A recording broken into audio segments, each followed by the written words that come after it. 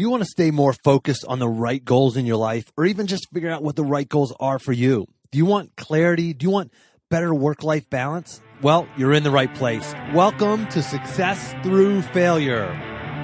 Welcome to the Success Through Failure podcast, the show that reveals failure as your path to success.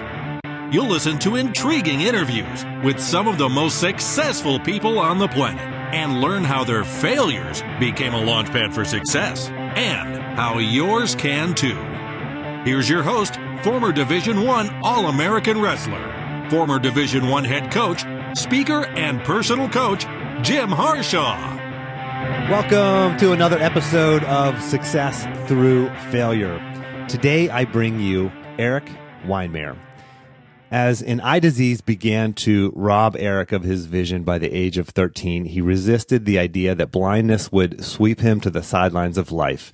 He established himself as a formidable wrestler in high school, representing his home state of Connecticut in the National Junior Freestyle Wrestling Championship in Iowa. There's a lot of wrestlers who listen to this show, so that is now called Fargo because it's moved to Fargo these days. But so shortly after going blind, he received a newsletter in Braille about a group taking blind kids rock climbing. And it wasn't long before Erik was hooked. Those early seeds of adventure eventually led him to hundreds of ascents around the world, including the 7 summits, which is the highest peaks on each continent, including the most formidable of them all, Mount Everest.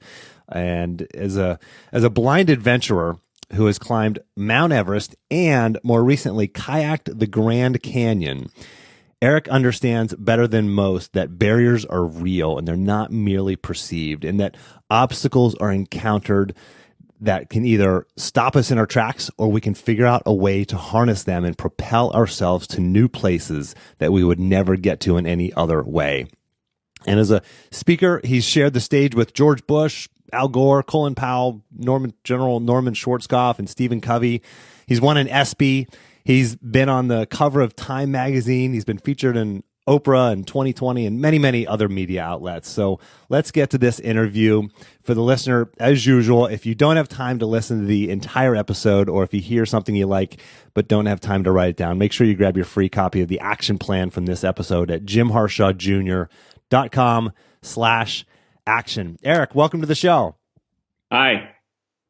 So glad to finally be talking to you. I've been following you for years. First came across your story as a wrestler, and I'm a rock climber. I'm a whitewater kayaker. Not even close to as accomplished as you, but I've paddled Class 5 whitewater and done some rock climbing. So everything that you have accomplished has just absolutely blown my mind. And so in your latest book, which is No Barriers, you talk about watching TV with your face right up to the screen as your vision slowly faded. And you talked about watching a man by the name of Terry Fox, who had cancer and had embarked upon this marathon of hope to run across Canada.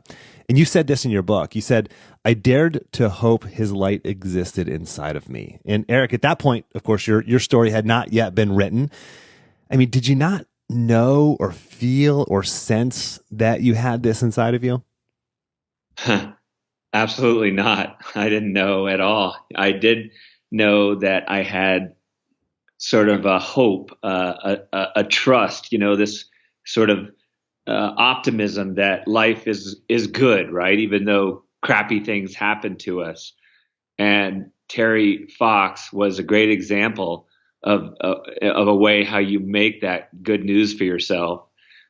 Because even at that age, going blind, my face pressed up against the screen, watching this guy who was diagnosed with cancer, who had lost a leg and decided that he was going to run thousands of miles across Canada. I mean, that is not the normal decision a person in his situation or any of our situations is supposed to make. Yeah, especially with the prosthetics that they had back then, right?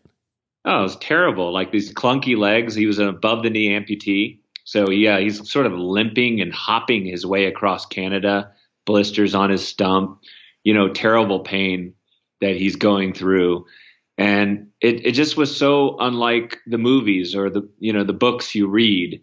And it really became the premise of No Barriers, I think, which was it's so counterintuitive to the things that we learned, and even counterintuitive to like traditional logic and things like that, in that situation that Terry faced, you're supposed to curl up in a ball and protect yourself. Right. And he didn't do that. He did the opposite. And that sort of floored me because I thought, like, what is that moment where you make this decision that's completely the opposite of what you're supposed to do? And because of that, that one decision, that one commitment to that decision winds up impacting an entire nation. At the time, Terry's run raised $1 for every Canadian citizen. And now I think it's raised almost $1 billion of research money for cancer. And it's like, that's cool. So he died young. Cancer came back and killed him. But that decision sort of helped him live bigger than he died. And that's all I think we can ask for. And, you talk about how someone in his situation could have just curled up, right? And you could have done the same. I mean, most people don't know. I mean, people hear your story maybe from a distance, or they see the title of your books and they know that you're a blind man who's accomplished amazing things that most people, sighted people can't or not can't, but have never or will never do. But even that, beyond that, 2 years later, after going blind, you lost your mom. Yeah.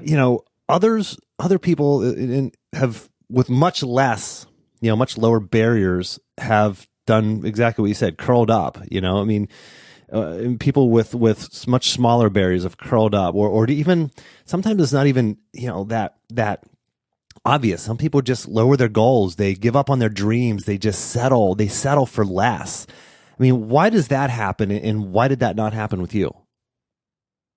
Well, because I've been able to do all these things and break through a lot of barriers of my own, maybe you'd think like, oh, okay, he doesn't really get like the barriers that we all face. But I think it's the opposite. I think I completely empathize with folks who struggle and have dreamed big and then they get derailed or stuck along the way. I see this over and over with the folks that we work with at No Barriers, the organization. We work with about 5,000 people a year, from injured vets to kids in the foster care system. So it's an incredibly diverse group.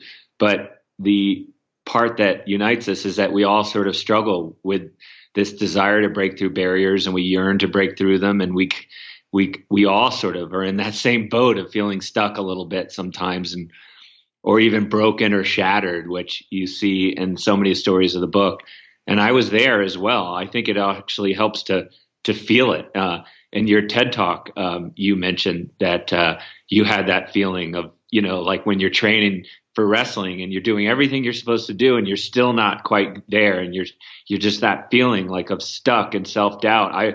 I was there 100%, sitting in the cafeteria, listening to all the excitement and laughter and food fights after I went blind, and not really fearing blindness itself as much as fearing being left out, being stuck in that self-induced prison that we put ourselves in. And that fear and that anxiety and that doubt puts you in this prison that you're stuck in. And that's the worst feeling in the world.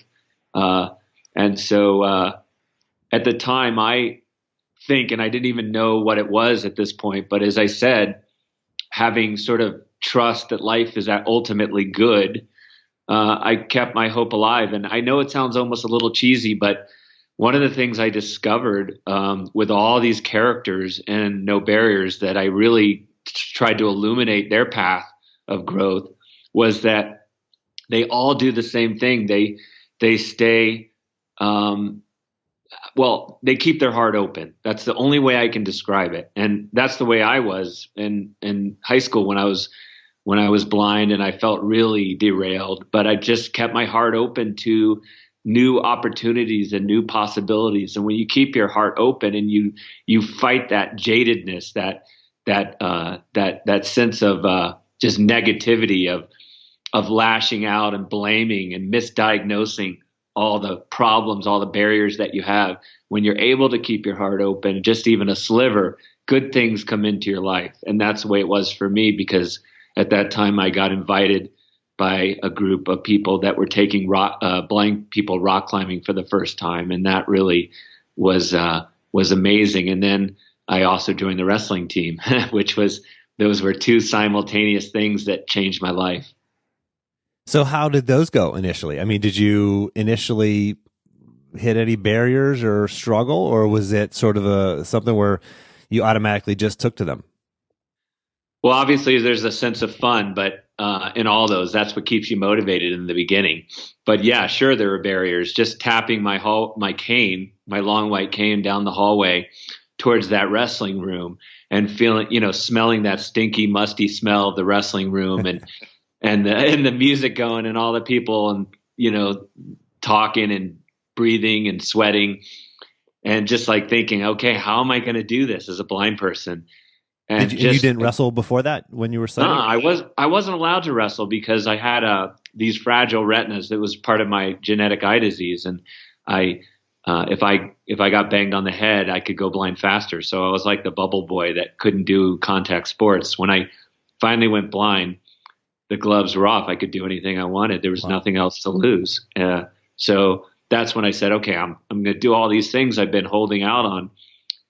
And my first day of wrestling practice, the boys, there was this state champion, Paul Pranzo, and he was 100 pounds. So he's a little tiny guy, and he was an amazing wrestler.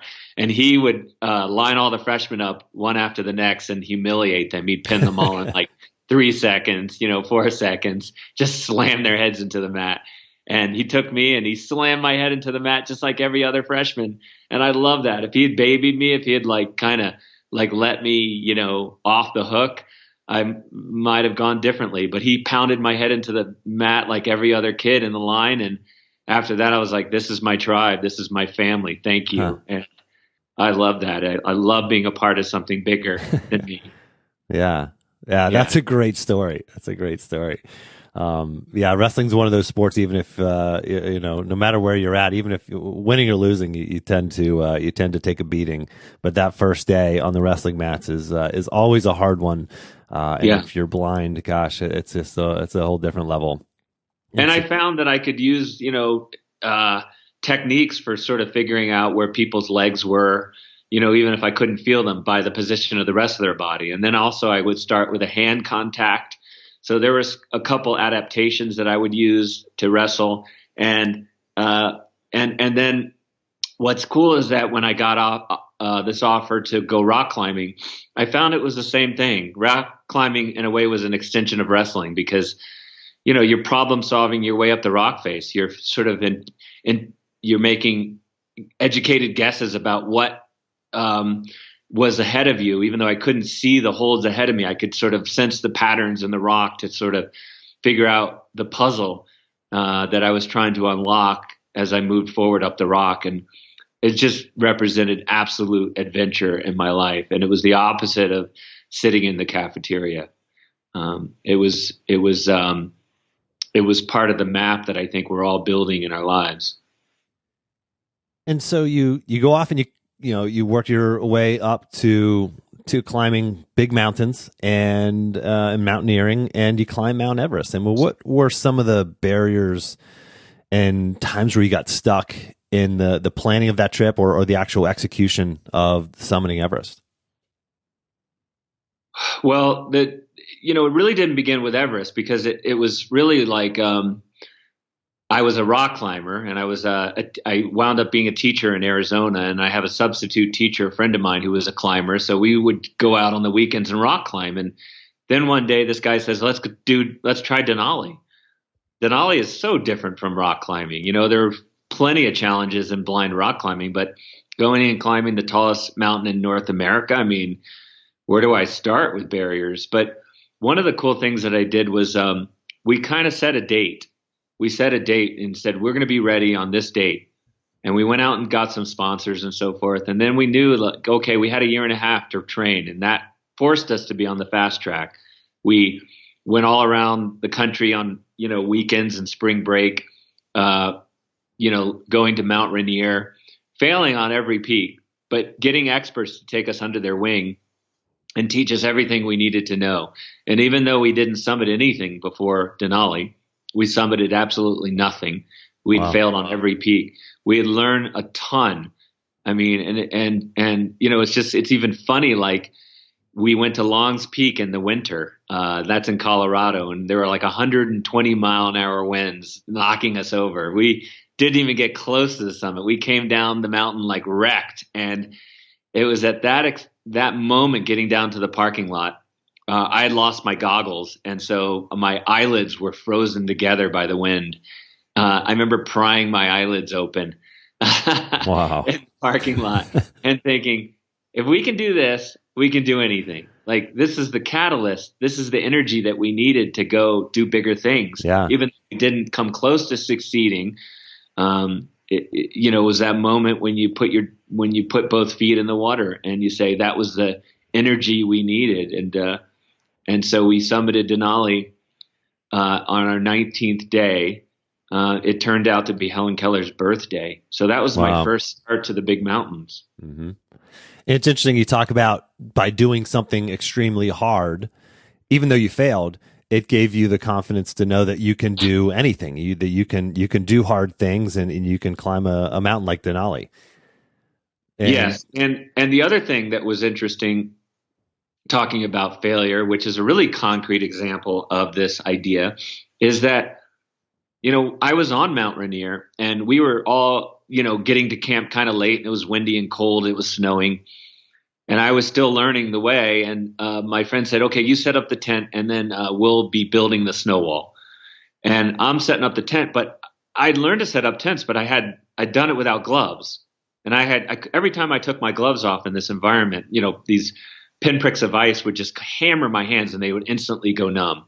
And I'd put my gloves back on and beat my hands out and get the life back in them. And eventually it took so long, I couldn't orient myself with the gloves and everything, that my friends came over and set the tent up for me. And I was so absolutely shamed and humiliated, because I knew deep down that I should be able to set up a tent with gloves on. So I went back to Arizona at the time where I lived, and I'd be in a tank top and mountaineering gloves in a field near my school. Cars driving by, like slowing down, looking at this like nutcase out in the field, setting up tents and breaking them down again and setting them up again. And by the time I got to Denali, I could set up tents in any conditions. Wow. That was my expertise. And that felt good to be able to contribute to the team and not be this, sack of potatoes that was getting dragged up the mountain and spiked on top like a football. It's interesting go ahead. Sorry. It taught me though that, there's like such a fine line, such a blurry line between what you can control and influence in your life and what you have to let go. You let go certain things, like I'm not going to change the fact that I'm blind, but other things like you can influence, and it's just so blurry to know the things that you can and can't.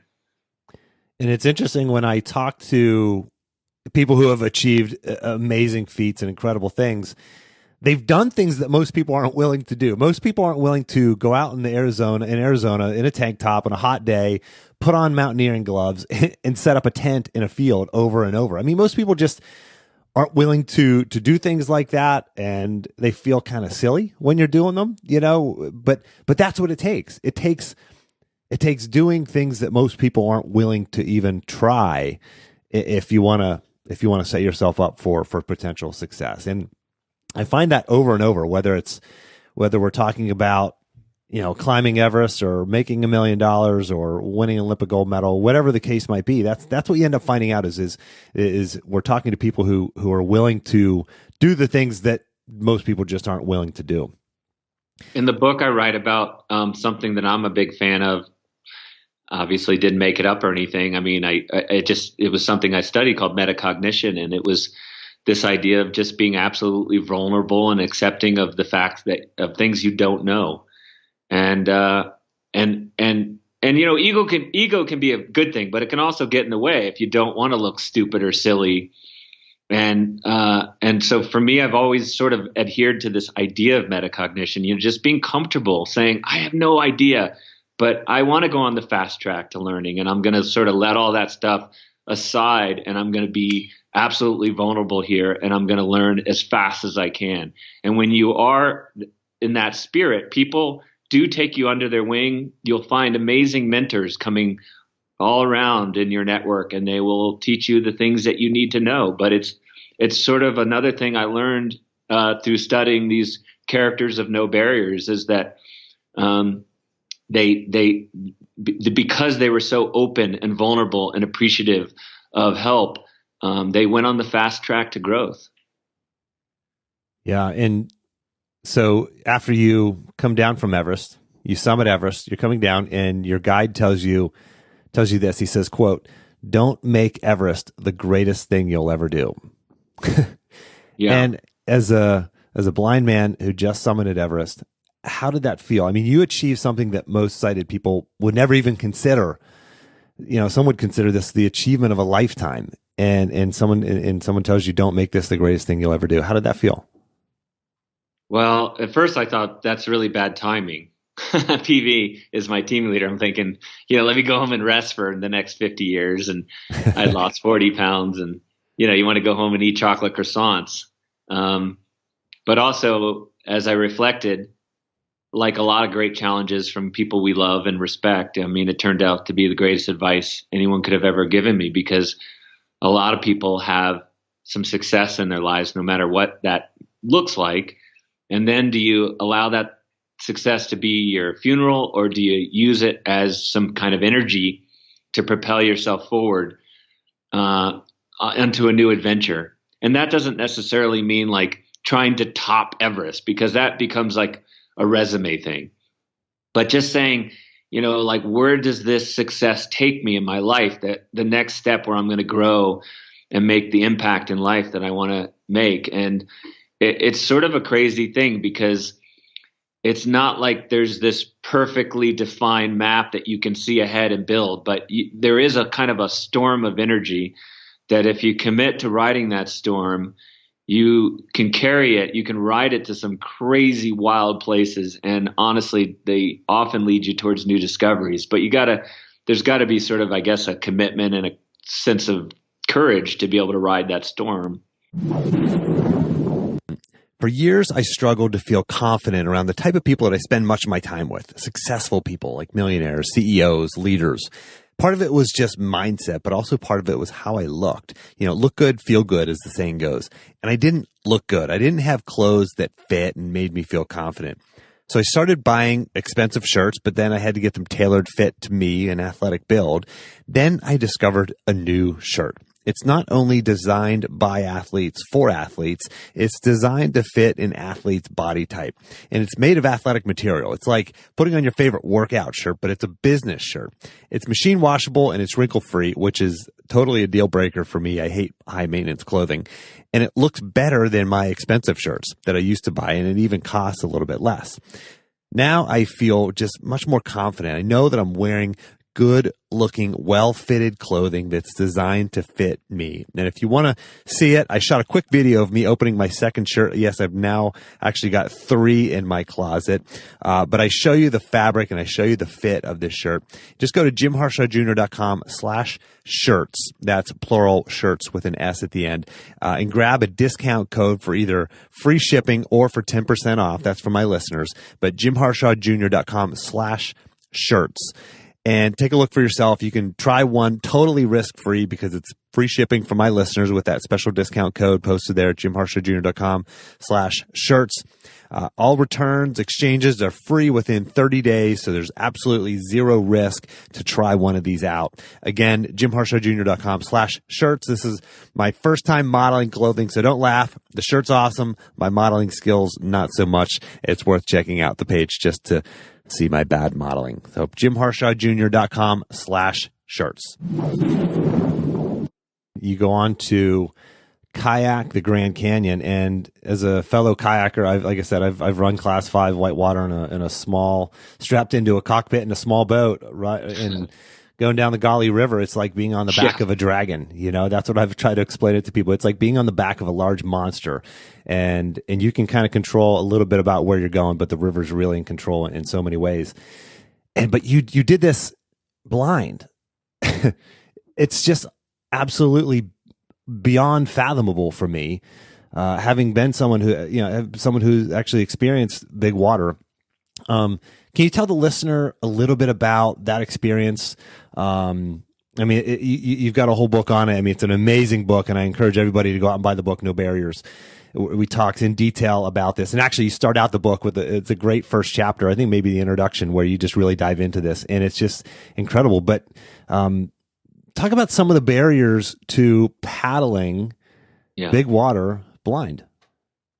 Well, it was sort of starting. Well, it wasn't sort of. It was starting over, like Everest. Again, even speaking the idea out loud that I wanted to go do this thing and committing to it, how scary it was just to admit it to friends that I wanted to go do this. You speak it out loud. Just that was the first barrier. And, because a lot of that's ideas. Interesting. Can you talk about that a second? Speaking it out loud, that's the first barrier. That's interesting. It is a barrier. Even so, Kyle Maynard, who I know you interviewed, is in my book, and he's a friend of mine and a hero of mine, and he's a quadruple amputee. And I remember when he talked about the same thing, just trying to speak out loud this idea of wanting to climb Kilimanjaro, and it made me think, most ideas, they stay in the recesses of the mind, and they just kind of or maybe they come out a little bit and they just die a painful death. And it's a rare thing when an idea can actually come to the forefront. You can speak it out loud, you can commit to it, and then really pursue it and understand that this is a journey that I'm going to pursue. And you have no idea whether you're going to completely fulfill every, part of that journey, but you commit to it. And so for me, standing on the banks of the Colorado River as I was learning to kayak for the first time, I just felt completely vulnerable. And I thought, okay, at 40 years old, I'm learning a new thing completely over again. I have to learn how somebody guides me, and what are the commands that we use, and how do I navigate through this crazy whitewater, hitting you from all directions, rocks that you're trying to avoid, holes that you're trying to avoid. How do I do it safely? How do I learn a combat role? How do I learn to navigate as independently as I can in the river when I get knocked over and I roll up? And which way am I facing? How do I use the sun or the wind or the canyon walls, the sound bouncing off of the canyon walls to orient myself? There were just a million things that I had to figure it out. And what's crazy is when I look back on that learning process, even though it was terrifying, it was the greatest time of your life. It's the greatest time when you're just so deep down in that learning process. And so can you take us to the moment of running a rapid, let's say Lava Falls? It's a huge rapid on the Colorado. Can you take us to the moment where you're above Lava Falls and about to run it, and how that experience went? Well, so first of all, in that process of learning how to kayak, we discovered radios. That was really crucial to our communication system. So I have these really high-tech radios that communicate through Bluetooth technology. They're in almost real time. So when my friend gives me a command, it's pretty fast, and I'm able to have a better chance of responding in time. So we did develop a lot of those systems and technologies along the way, which was really cool and became a really strong team. A blind guy does not kayak the Grand Canyon alone. So working with a group of friends was really Nor does a sighted man, by the way. Yeah, exactly. These are sighted friends, not blind people. And they're guiding me down the rapids. So I had amazing runs through the Grand Canyon, but lava was a really hard one. It's a 10 out of 10 on the scale of rapids. And I didn't have the greatest run. I start, in a rapid, you have there's a map that you follow. They call it the line. And in lava, you start out right, and you bust through all these waves. You go past something called the ledge hole, this massive washing machine that wants to grab you and hold you down. You bust through the V waves, these lateral waves coming together. You squeak by cheese grater rock. You go through the Kahuna waves, these massive, 15-foot waves that crash over you.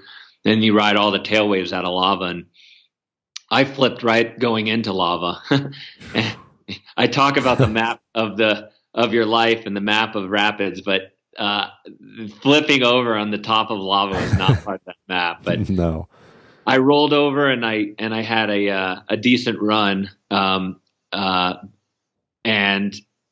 my friend, though, Harlan, who was the expert, my amazing guide, he put his paddle up against one of these massive rapids and it busted his carbon fiber paddle in half. So he was upside down, now trying to roll up with two halves of a paddle. His nose is bleeding and he's trying to communicate with me. So yeah, no. So the thing doesn't always go perfectly the first time. Yeah, no kidding. I just remember reading that part of the book, and it was just fascinating to listen to, about, like how you said, how your guide, his paddle broke and you're in the middle of a massive, massive rapid. So interesting.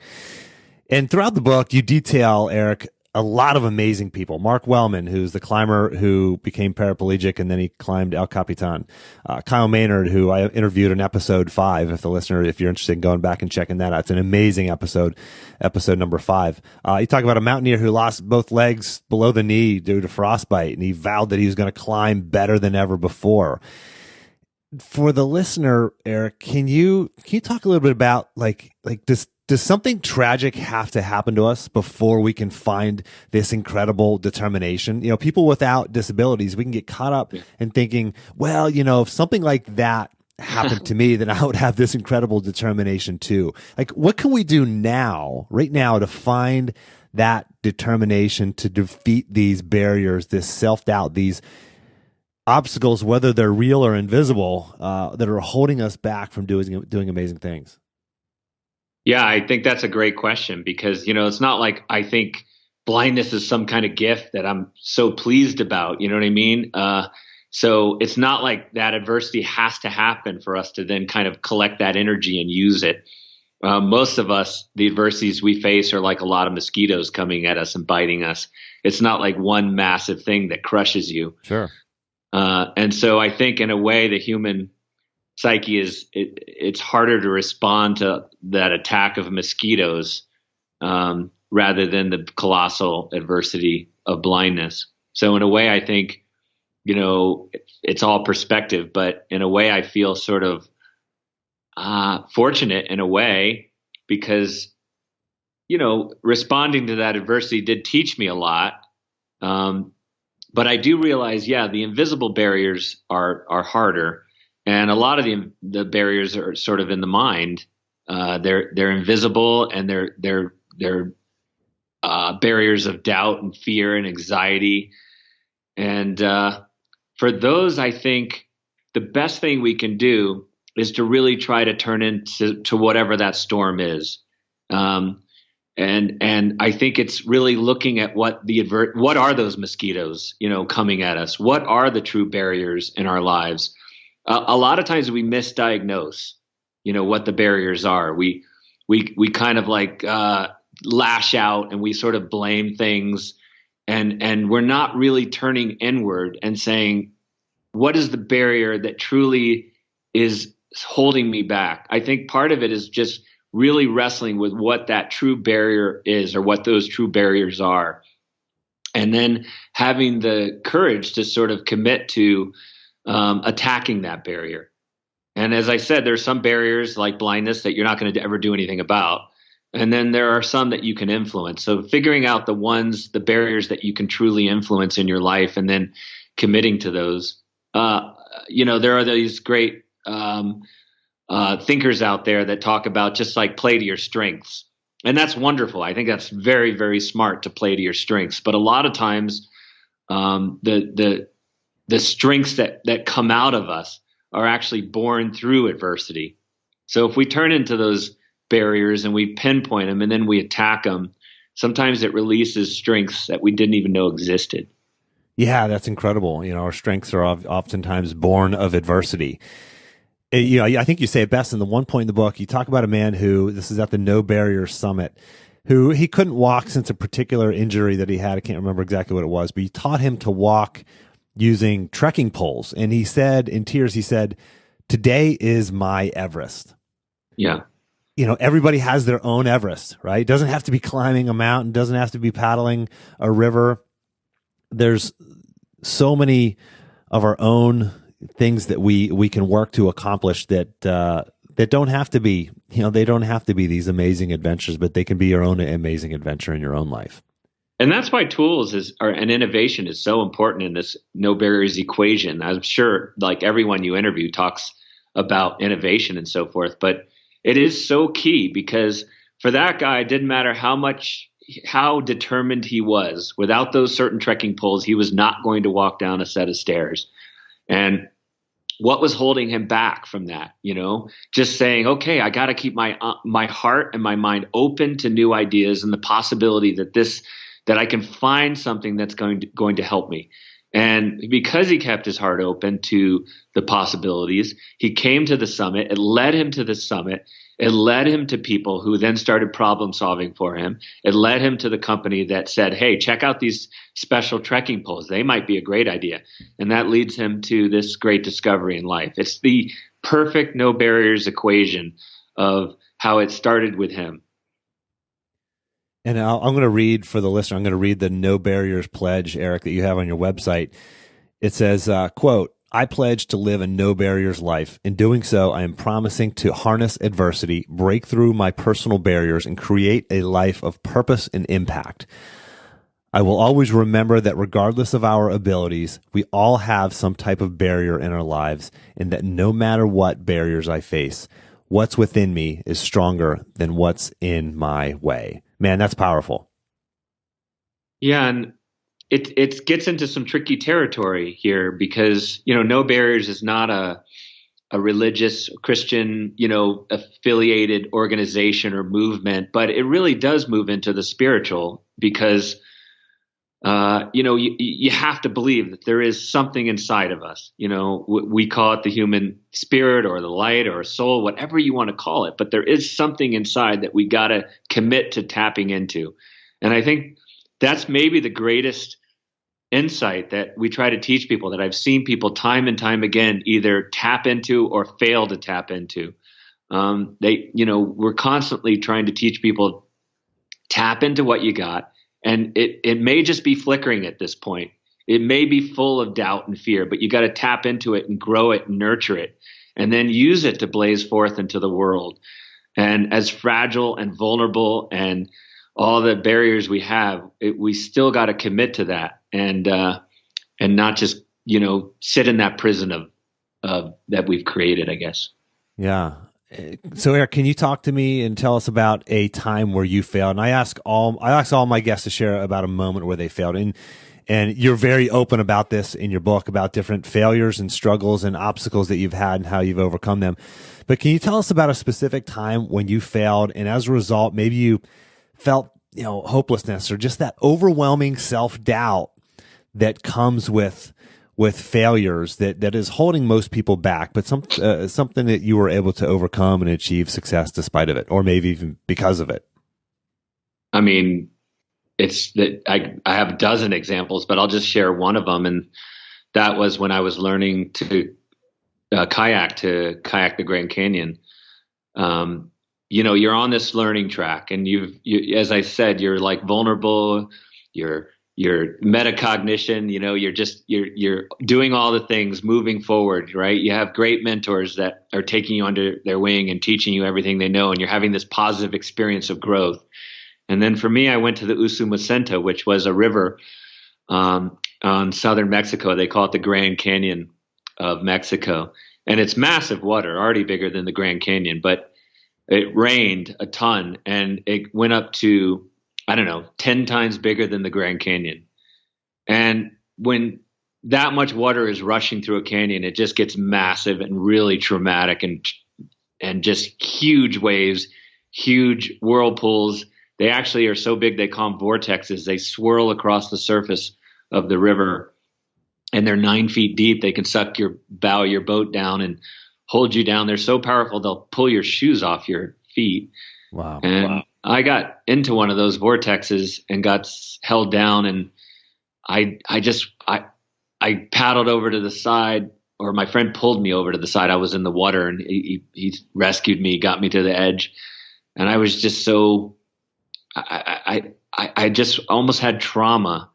Not almost, I should just be clear and say I did have trauma. we work with these folks with post-traumatic stress disorder, and I felt like I had a taste of it. I had trouble getting back in my boat. When I thought about getting in my boat, just the fear just overwhelmed me. It didn't matter how many Tony Robbins motivational tapes I listened to. I just could not get back in the boat. And my friend Rob convinced me.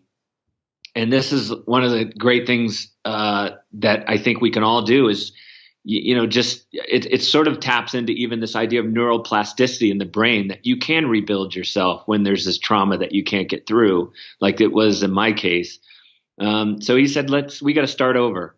And, you're sort of broken, there's a frayed wire here, and you're not going to get through that disconnected piece. So let's start over and let's rebuild. And that's what I did with kayaking. I went back to the beginning and I learned how to do a combat roll over again. And I started with these baby rapids, these really small rapids. And over the course of a year, I built myself back to and being on course now. But it took a lot of work, and it took me saying, okay, I can rebuild. I just have to keep my mind and heart open to this idea that it can be done. And eventually, I was a stronger kayaker than ever. But it definitely took trying to figure out how to recircuit around that sort of damaged part of the brain. It's interesting. You talk about neuroplasticity and the ability to sort of rewire your brain in the book. And it's just another fascinating part of the book.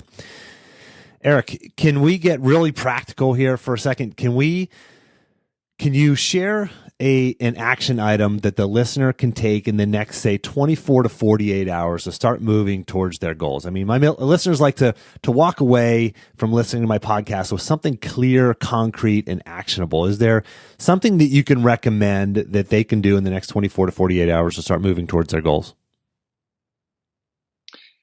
Yeah, I think you can. I mean, in fact, I bet but by the way, there's not I know this is a valuable thing, and they're great things, concrete things, but there's not like a silver bullet, But so probably the advice I give is probably stuff other folks you've interviewed have said as well. But I mean, I think you sort of take one, if you're not experiencing any adversity, then you're pretty rare, but then you commit to something that's going to make you stretch, that's going to make you grow.